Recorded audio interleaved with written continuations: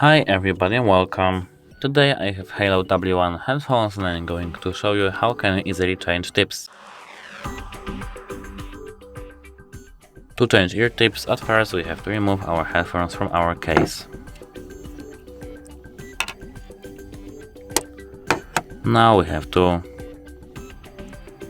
pull it out and just pull it to our direction. Now as you can see, I have removed our ear tip.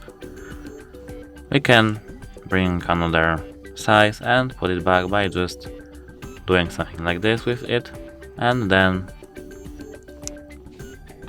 in a moment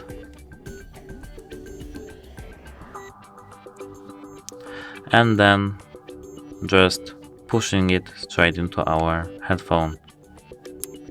As you can see, it's done. That's it. Hope it helps you. Goodbye.